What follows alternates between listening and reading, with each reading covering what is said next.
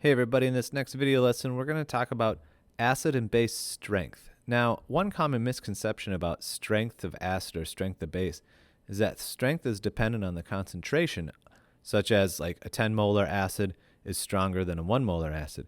But that's not necessarily the case. In fact, strength when it comes to discussing acids and bases has nothing to do with the concentration.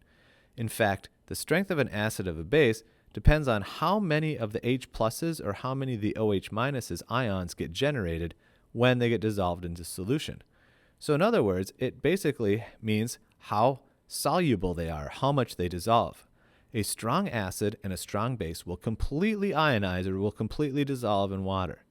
And in that case, when it's strong, an equilibrium is not established. For example, hydrochloric acid, HCl, when dropped into water produces H plus ions and Cl minus ions. And if I put 1 mole of HCl into water, I'm going to get 1 mole of H plus ions and 1 mole of Cl minus ions.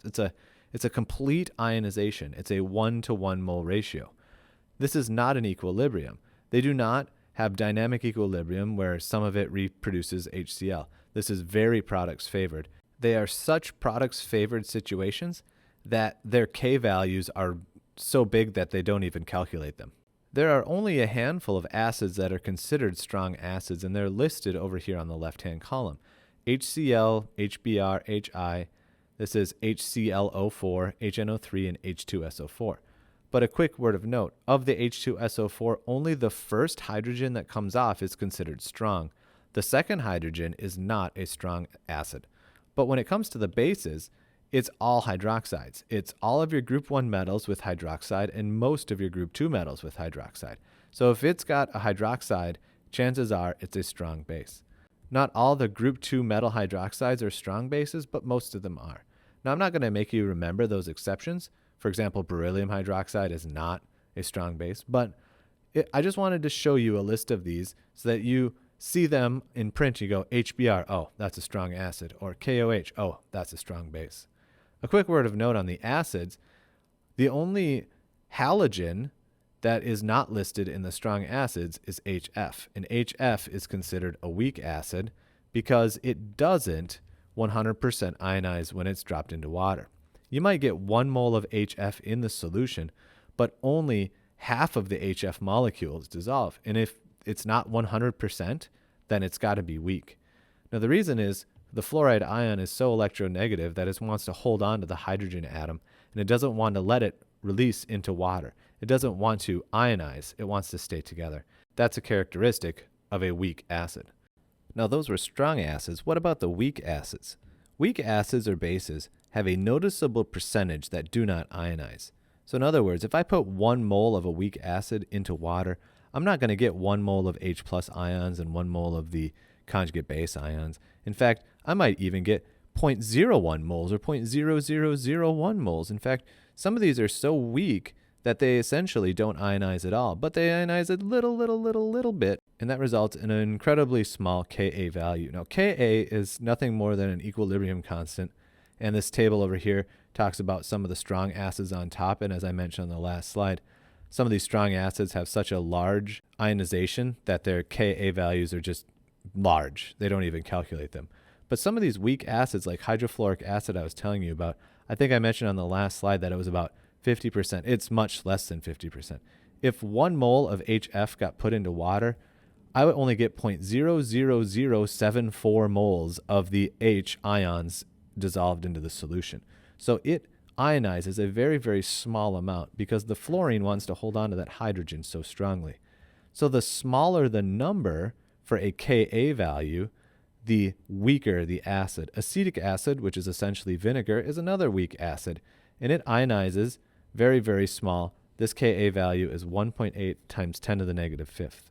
Now, because they only ionize a little bit and not completely, they do form equilibriums between the ionized ions and the non-ionized molecules of the acid or base in the solution.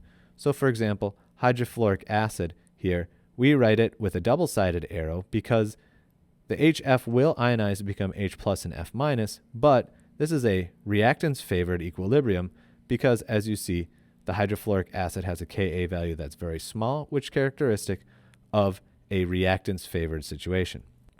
Now I'm going to go over to a PhET animation quickly and show you this in action. I think this animation does a great job of explaining what it means to be a weak acid and a strong acid. So check it out.